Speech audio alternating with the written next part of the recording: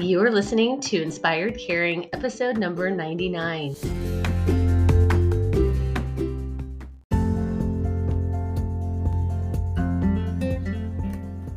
Hello, welcome to Inspired Caring. I'm your host, Michelle Magner. If you are caring for an older family member, this is the podcast for you. Each week, I bring insight, tips, inspiration, and strategies to help you care for the people that you love without losing yourself along the way. Having cared for both of my grandmothers, I've helped manage everything from hospital stays, households full of belongings, to navigating senior living and end-of-life care. And I've worked in senior living as a result of that experience, serving my residents and their families as they've been on this journey too. Thank you for joining me today, and I hope you enjoy this episode of Inspired Caring.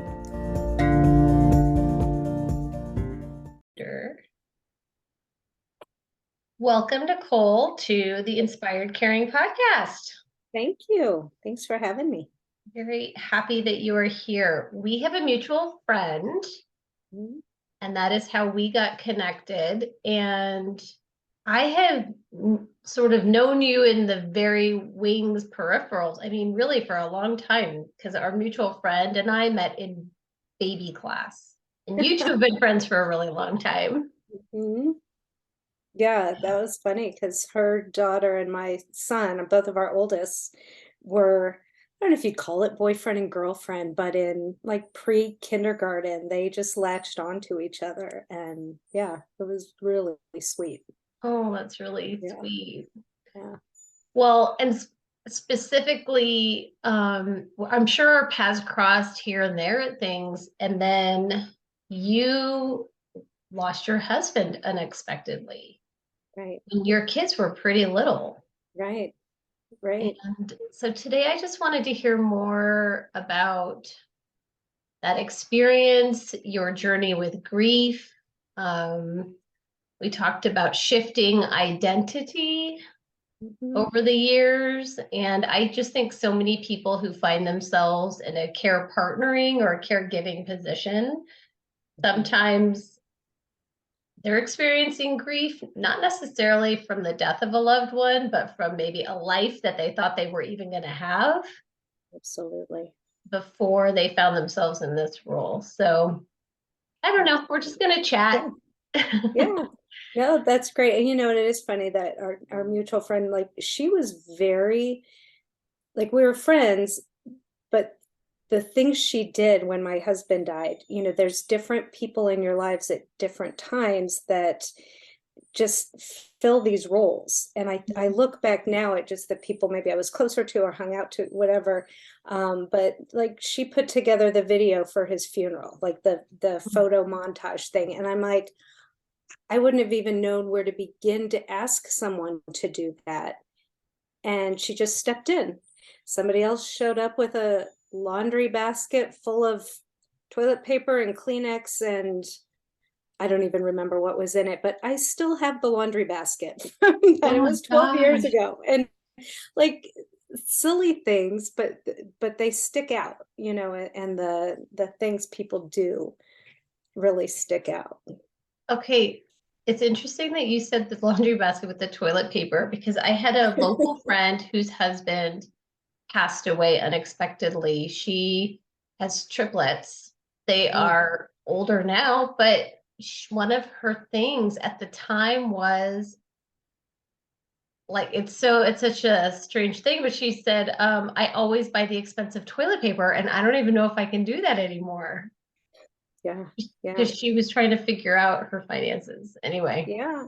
The toilet and that's paper a big thing. And that's jumping forward a little bit, but that toilet paper thing came up in a whole nother way. This is probably not the direction this podcast is going, but that all of a sudden you're alone and single, and your person isn't there. Your decisions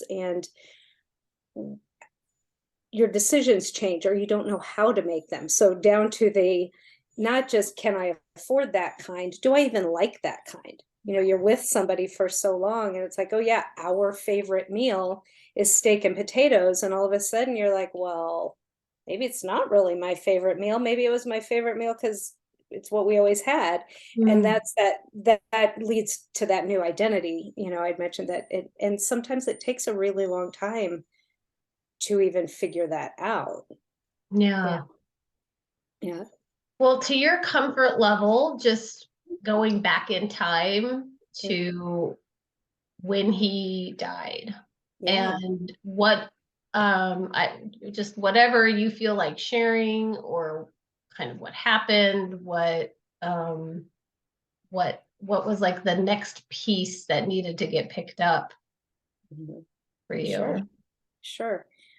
So he passed on February 16th of 2011, and which it's so weird to think it was that long ago already, and like time flies and stands still, right? Right.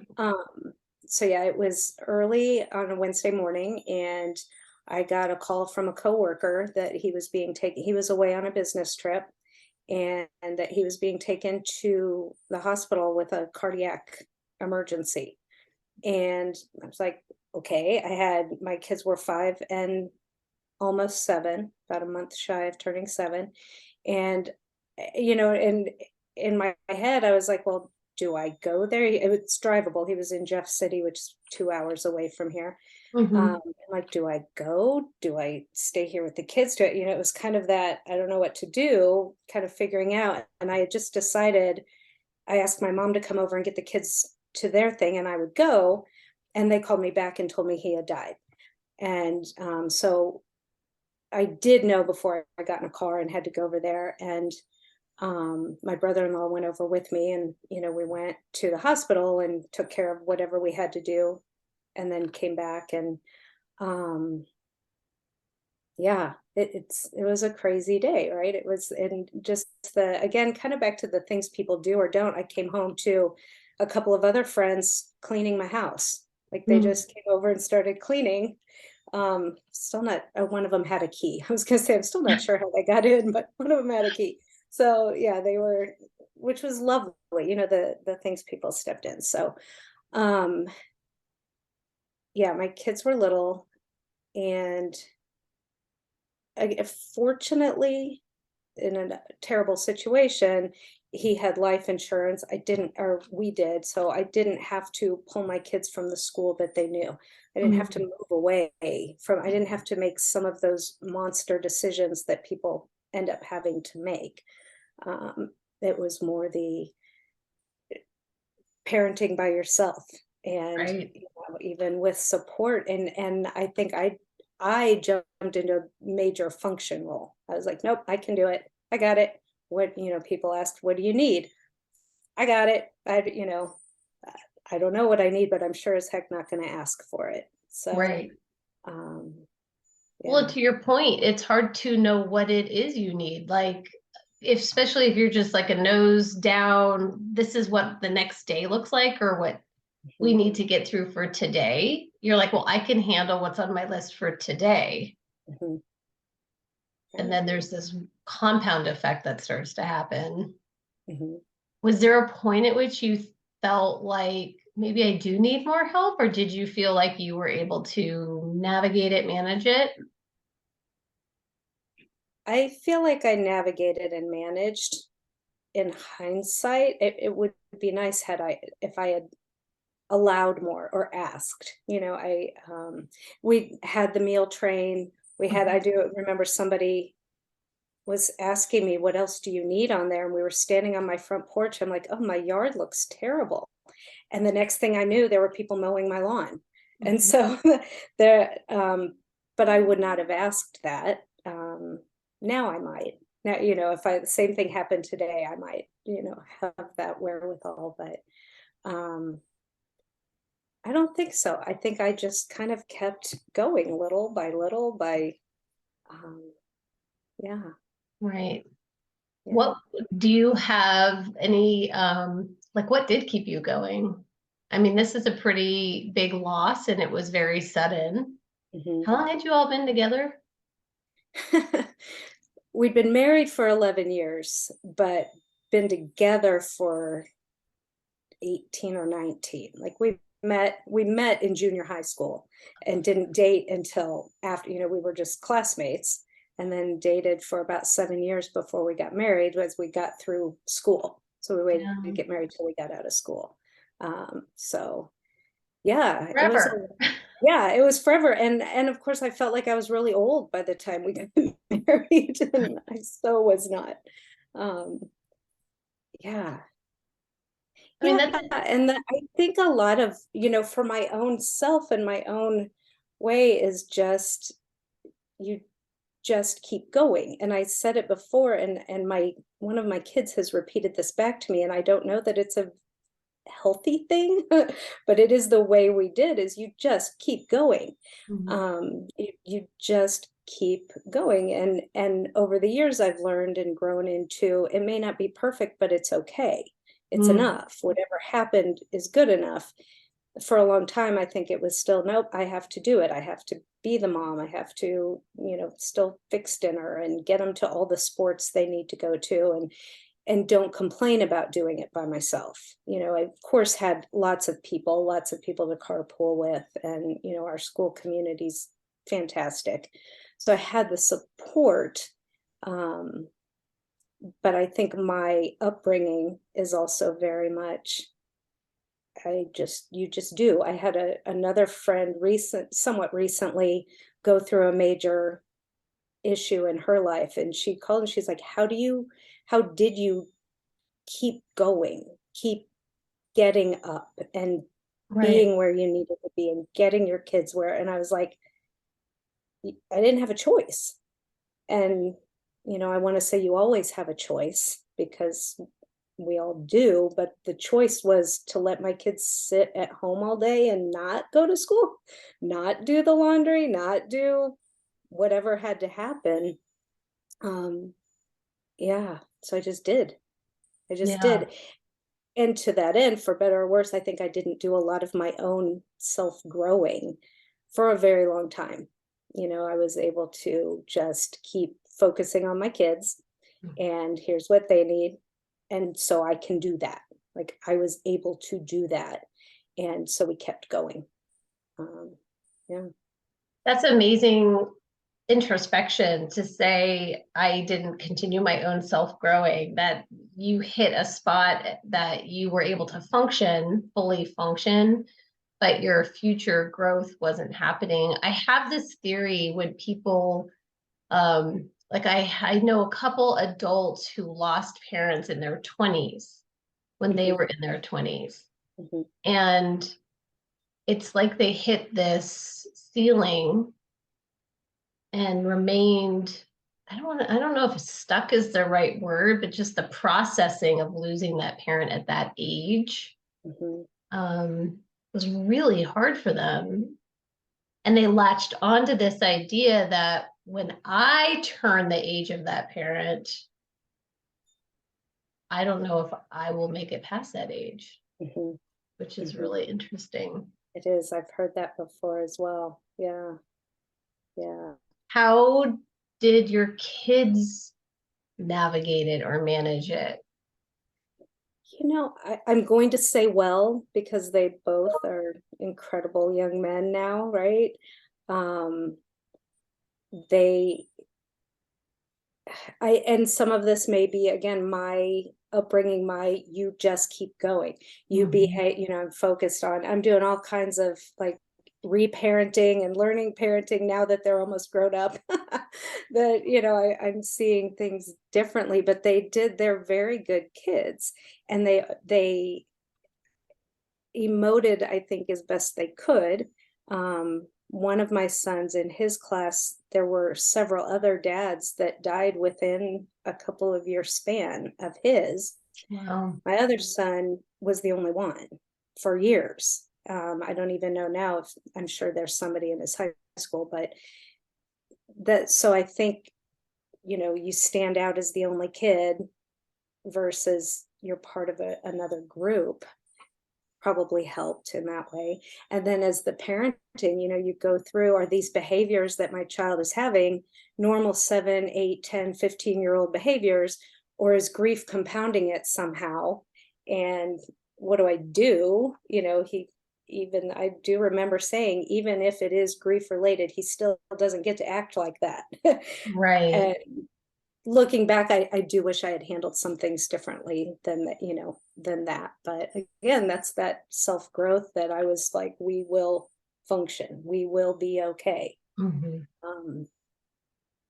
And we are okay, and we are doing even more emotionally better now. And even as you grow, because it's never too late. That's the thing, you can always keep doing more, learning more. Has um grief looked different or changed over time? Or does it, I keep feeling like grief isn't a process, it's like this long journey that mm, we're on, and it shows up in odd ways. My father-in-law passed away a year ago, and it was a really nice Sunday afternoon, and usually had family dinners on Sunday. Anyway, I put out like oil and vinegar to dip Italian bread in, and I just burst into tears like, oh, he would love this. mm, Like, I didn't expect grief to show up at that time in that way. So I'm just wondering for you and your family, mhm, um, if how that has come out for you or played mm. out. I think definitely, you hear it's different for everyone. And Mhm. the songs, right, the songs, or the, like you're saying, you put out the oil and vinegar, and oh, he would have loved this day. For a long time there was that, oh, I wish he was here to see the kids do X, Y, and Z. And um and then even as we get older, how much my children are like him, Mm. uh with having been me be the main influence on them for so long. I turn around half the time, I'm like, oh my gosh, that's your father. Just 100%, that's your dad. um and there's different days, and that'll go back to kind of what I was saying before, is there's days where, like, I just am sad, and you're like, well, am I missing him, or am I just sad today? And so that is part of, again, that emotional growth of just allowing emotions versus functioning. But there have been times, especially as the boys graduate from either elementary school or high school, or move into different things, and it's just like, oh, it could be different. Or you see families on the street with little kids, and Mhm. I've talked to other widows a lot, that we get kind of snarky. You see a cute little family with these cute little kids, and you're like, huh, yeah, how about that? Must have Just been you wait a nice. second, and then you're like, oh gosh, did I really just think that about, not wishing anything ill on them, but just, oh, you have no idea what's ahead of you. um so that was kind of interesting, things that I never thought I would have thought about somebody, any of that. But there are widow groups out there, and I've been part of one, and done like coaching and things, and that is huge. I think that finding the people that have, no one goes through the same situation, Mhm. but lots of people lose their husband or their parent or their child or their whatever it is, and you can't compare, but there's a support and camaraderie between people. And I think that finding those groups helped immensely, to not feel alone, to not feel like, nobody gets it, because nobody gets it. And yeah, Right. yeah. No, unless you have walked in those shoes. And I say that and hear that about being a family care partner and caregiver as well. Recently, someone has entered into this arena and said to me, I had no idea. Mhm. I had no idea that this is how you were feeling and what you were going through. So you're right, just having that support is really important. It is, and learning the things people say while they think they're being supportive are so far from supportive. Any sentence that starts with at least Oh, you're young and you can move forward. At least he didn't suffer, or at least, you have your kids, or whatever it is, you're like, or he's in a better place. You're like, you know what? Maybe, no, maybe, but how do you know? Like, Right. Oh it my just, gosh. his better place would be right here with us now. And that's not where he is. So yeah. Um, those kind of things. And everybody has it, and everybody, wants to support and help. And you have to remember it comes from a good place, or just an ignorance of, I don't know what to do, and I don't want to just sit here silently so things blurt out of people's mouths. Um, Right. but that has been, and I think it happens in all of it. And I found that, um laugh about this, but so he died on February 16th. On February 14th, Valentine's Day, Mhm. he had been out of town, and I had a party that night for any women who didn't have anything to do on Valentine's Day. And I said, bring some wine or chocolate and we'll hang out. And I called it a Valentine Widows Party. And I thought I was all kinds of clever. And Mhm. then afterward, I'm like, oh, that's not, when people say, oh, I'm a military widow, or I'm a, not Mhm. not meaning their husband actually died in military, but just But they're kind of golf widow, golf a season is golf upon us. widow. Yes. Right, Yeah. right. And I'm like, that just, and more, for the most part, I don't take things too deeply or seriously, but words matter. I guess is the point. Words matter. Yeah. And the Yeah. path isn't linear. So one emotion that you're feeling one day is maybe completely different than how you are feeling another day, but how you receive something or reflect on something. So for someone to say at least on one day, Mm. maybe you were able to just get in that, well, you're just kind of ignorant or out of touch. But then Right. on other days, perhaps it set you off. Absolutely. And even down to, the grief trajectory. One day you're just kind of wallowing, and the next day I could have heard our wedding song and been like, huh, isn't that great? I'm gonna dance around the kitchen now. Where, Mhm. at different time it kind of sends you into a spiral. Um, it and I don't know, there's not a rhyme or reason. You can be as healthy as you can be, and something's gonna trigger a feeling, a Right. memory. Yeah. So Yeah. I'm hearing you say to just acknowledge that feeling and flow with it as opposed to resisting it. 100%, which is something, yeah. And that's so hard. I think we're learned, don't make someone else uncomfortable, don't cry, hence the, how are you doing? I'm fine. Fine. Things are good, and back to my own example, I think I hid behind my kids for a long time. People, how are you doing? How are you guys doing? I'm like, oh, we're okay. My kids are so amazing. They're doing this and they're doing this Mhm. and that, that was able to put the story over here and ignore my own, which I needed to do, giving myself that grace. I needed to. I wasn't ready to delve into it. So, yeah. But you're right, if you feel it in that moment, it just keeps on moving and part of your day. Right. And to not judge yourself for having that feeling. I guess like when picture you dancing around your kitchen to the wedding song Mhm, to feel good that you can have mhm, that time and feeling mhm, for sure, and for not worry sure. about it, Yeah, not feel bad about it. yeah, yeah, yeah. How has your identity changed over the years?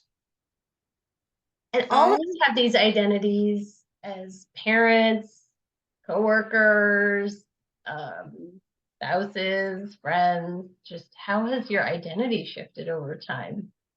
I absolutely, and that, and like I said, I feel like I'm coming into or recognizing my own more just over the past several years than forever, because I was mom and I was his widow, and I would have been the first to say, I will not identify as his widow. I'm more than that. I'm me. That's not going to be what I lead a conversation with. Oh, by the way, did you know I was a widow? And like I would kind of smush it. And yet, if we talked long enough, you're going to know my story. You're going to know my, that this happened to me, that this was part of who I am for a very long time without fully recognize it. Um, that and even the stories when I would say, oh, my family did this, this, and this, we took this vacation or whatever. It it was always about what my husband had wanted or planned or done. And Mm. I was very, very happy to go along with it. It was very fun. He had great taste for decorating. He had, all it was great until it was my own and until I had to make decisions. And I look around, I've had to remodel some things. We had a fire several years ago, and I had to and slash got to redo our kitchen. And I Mhm. looked at it and I'm like, oh, this is 100% my choice, my, design, desire. And I think, even as I say those words, I'm in my head kind of belittling it. And I'm like, well, of course, everybody has their style or their taste or whatever. But when you're with somebody for so long and respect them and honor them and want, you don't pay attention to yourself or your own. And so yeah, to Right. to look around and I'm like, oh, this is all me. I made all these choices and I like them. And that's great. So, kind of back to the toilet paper thing at the very beginning, like, do I actually like Charmin or do I really like Costco or do I really like so and then getting to have that. So finding that, I am a mom and I do identify as a mom, and being a widow is a huge part of my life story and growth and the how I got where I am. But it's and kind of to your point of following your feelings and honoring what comes up. I can say, oh yeah, I really do like that. And that's great. I don't have to explain it any further than that. That's part of, I think, recognizing my identity and recognizing what kind of a woman I am or what's important to me as me. Right. Uh, yeah.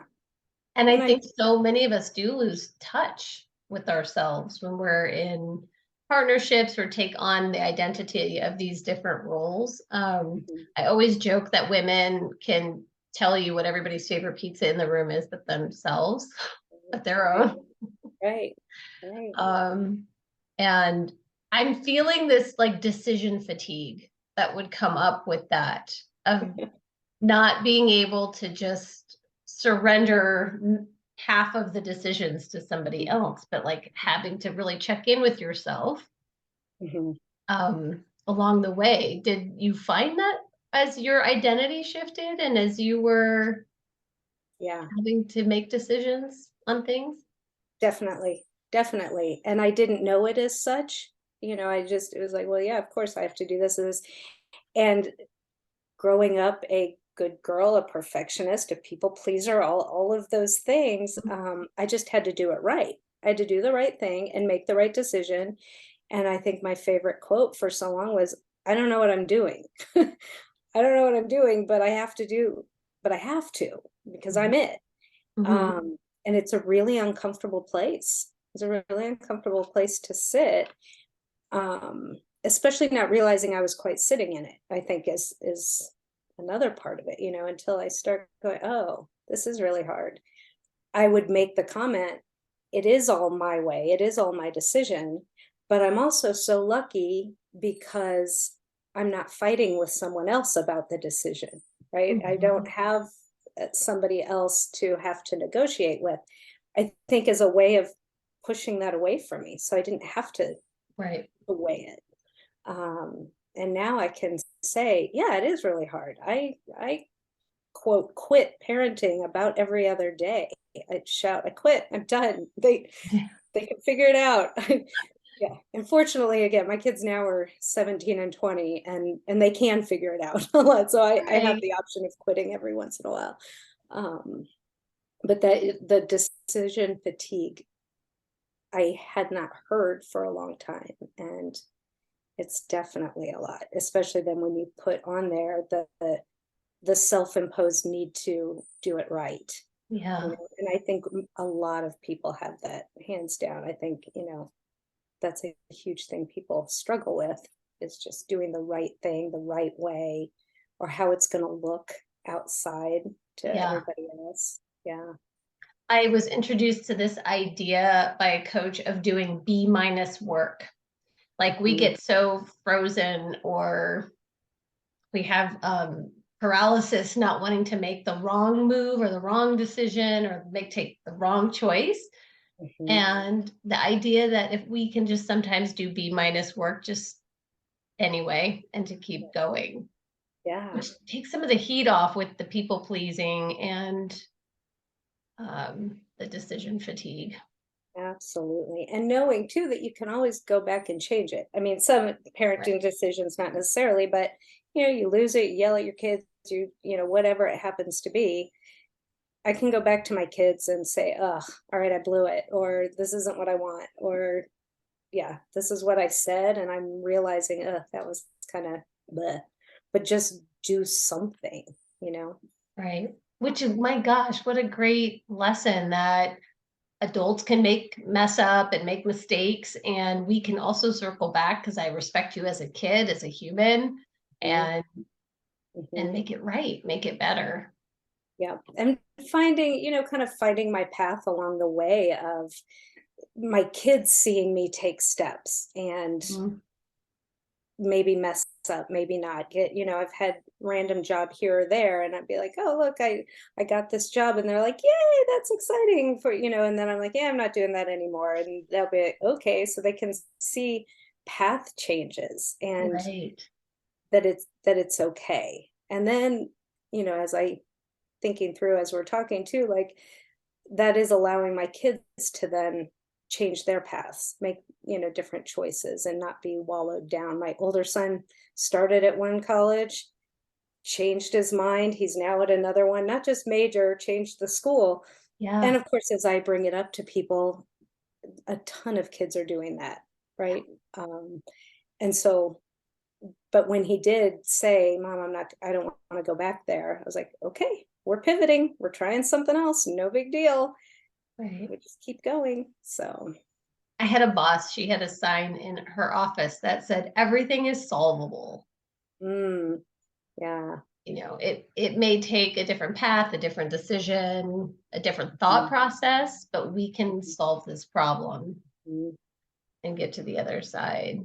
So I exactly. love this idea. Like I can see you trying to make decisions on the kitchen remodel, for example. Mhm. And did you have a process for checking in with yourself, or how did you get to know yourself again? What was that process like?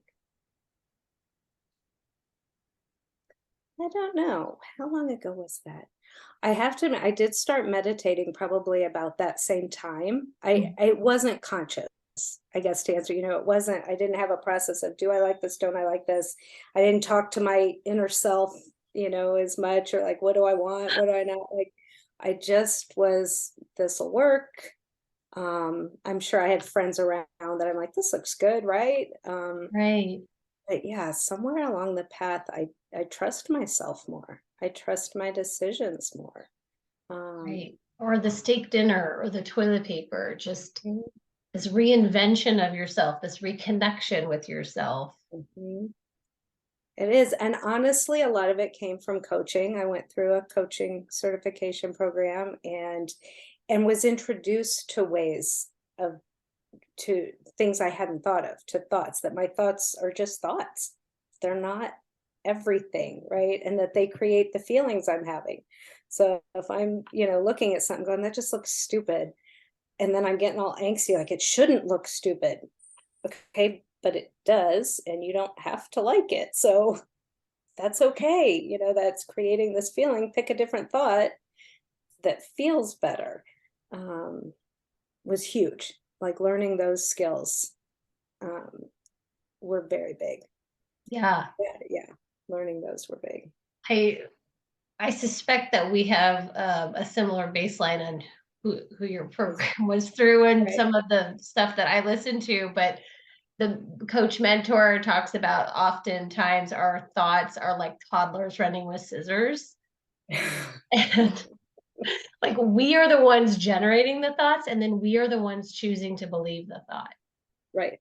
And we Right. get to make decisions at both steps. So as you are I'm just envisioning my listeners as they're learning to reconnect with themselves Mhm. or reinvent themselves. So many people are empty nesting, like Mhm. entering this phase of empty nesting. Mhm. Um, to, if a thought comes up that doesn't feel very good, to just take a look at it and then think, do I want to stay the course with this toilet paper? We'll just play that out. We got a Or few. like as my kid has left for school and I'm now at home, by myself, maybe I do want a different toilet paper. Mhm. Yeah. And that there's not a right or wrong. As we're thinking, I do think a lot of mine is doing it right, don't do the wrong thing, and realizing that there isn't a right or wrong. There just is. And like we said, it's all changeable. And do I want to believe that thought anymore? And how do I want to feel in this situation? And then um, just acknowledging that I did also for a long time kind of have this, not in a morose, terrible way, but nothing matters that much. The majority of things in our life don't matter that much. And yeah, so just go with it and you can always change it. It's not, I remember as a kid, like going shopping and I had to pick the exact right shirt. And I think my mom took me to every store in the entire mall to pick this one white shirt, and I don't even know whatever happened to it. And now I'm like, yeah, that'll work for a while. It's not going to be forever. So you kind of you learn what matters, I guess. Yeah. When you Yeah. say that, I think about going and buying back to school shoes. I feel Hmm. like we have such an abundance of resources now. Hmm. And it did feel really important to pick just the right shoe that fit because you knew that was it. Like I knew Yes. that was the shoe for the year. Yep. Yep. And that was our life at that time. So that is very true. Those were gonna, yeah, Yeah. matter longer. So I don't know if this is an answerable question, but in our community friend group, we've had like a teenage daughter killed in a car accident. We had several fathers pass away. A mother recently just died. She had cancer and it progressed pretty quickly. And then she passed away. Like, how were the conversations in your own mind? I'm like wanting to figure out how do we reconcile this, right? How do we explain it or support our kids in having those conversations? Mhm. Do you know what I mean? Maybe. I think, on the practical side, I think honesty is huge. Yes, this happened. They didn't, if the kids are young, they didn't just go away for a while. They're not just gone, like they're gone. They are not coming back. And so Right. there is that solid finality of it.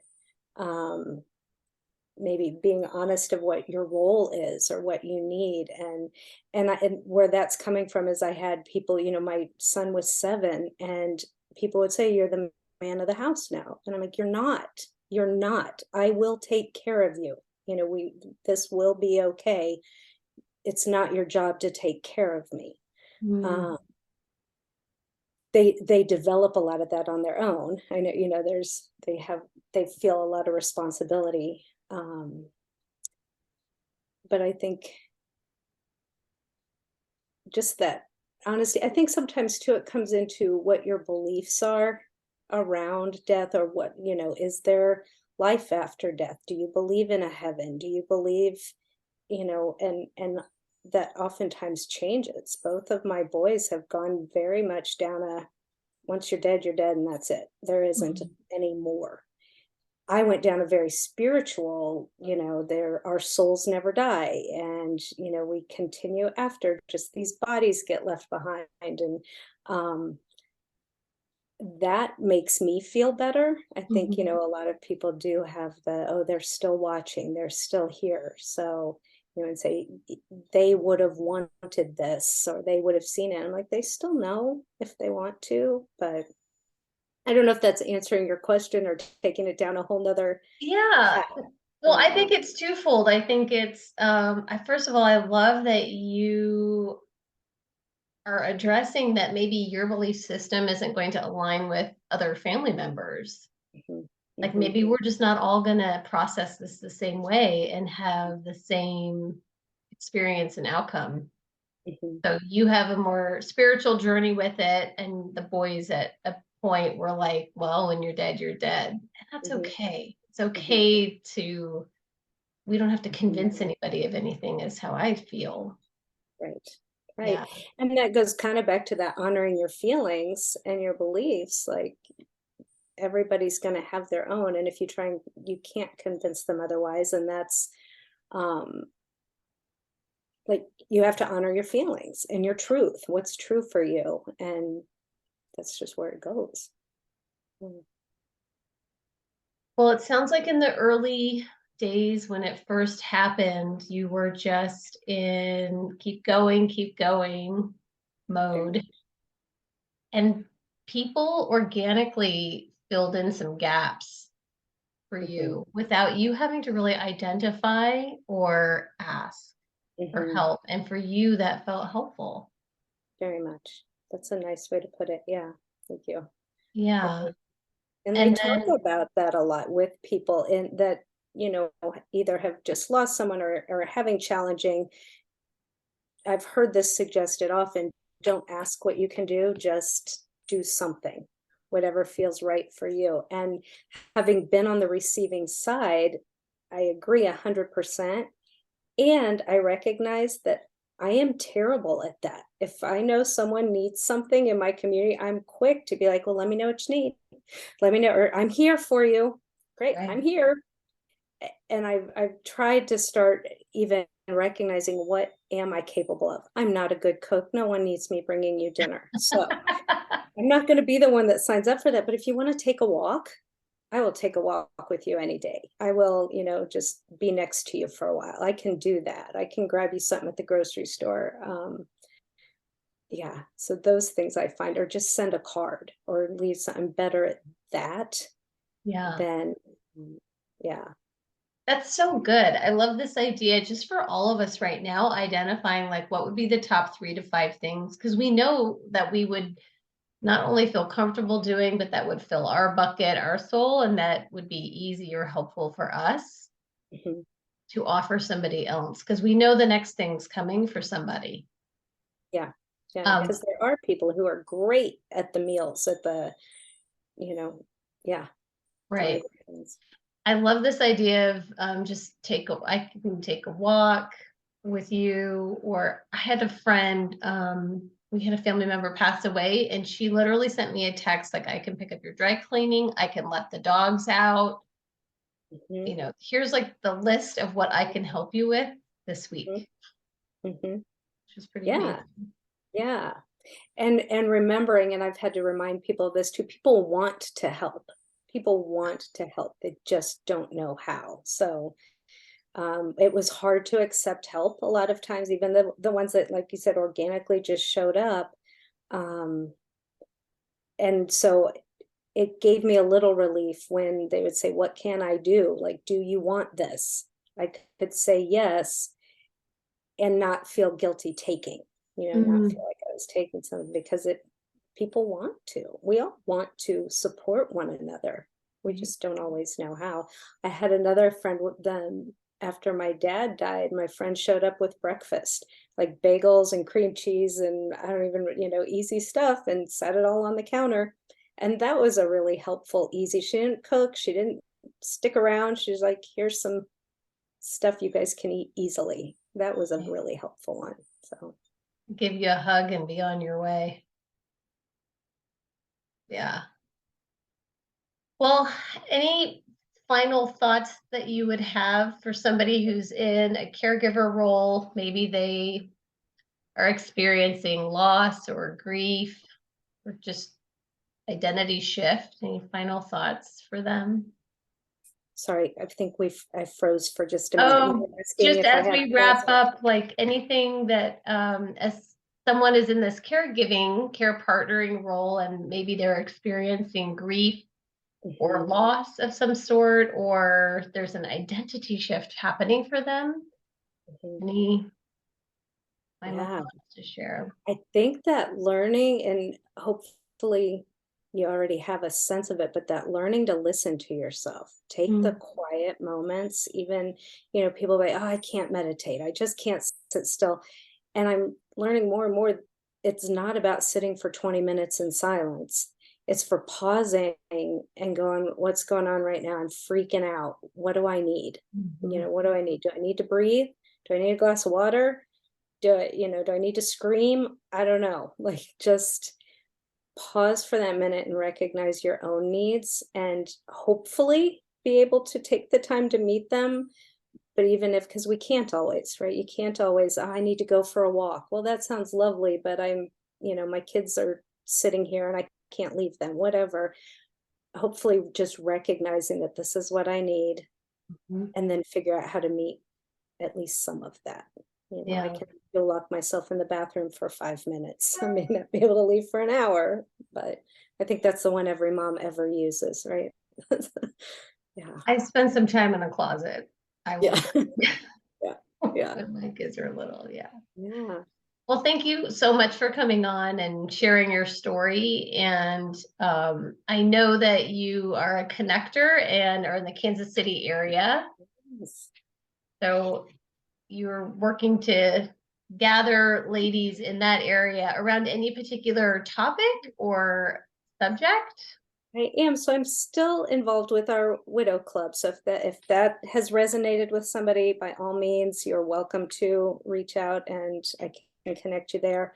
I have recently started a group with a friend of a sister circle group and this is kind of where my heart is taking me these days, is trying to do a monthly gathering of women where we do, just without judgment, share. And this is, maybe identify a topic for the month, or just like this, in a couple of weeks, we're going to meet and just kind of talk about, it's springtime. What are we cultivating right now in our life? And how, and not even to give each other advice or tell you how. It's simply to be together and support women on our journey, on these paths we're each walking in our own way. But doing it together is really big. So, and that we've named it KC, Kansas City, KC Sister Circle. So, yeah, I'm excited for that. That's kind of my next steps. That's great. Yeah. We need each other. Like women need women. People need people. We do. And yeah, there's something special when women get together authentically. It really shows. There's a lot of support. So that's great. Yeah, well, thank you. Thank you for having me on here. It's nice to talk to you. You too. Thanks.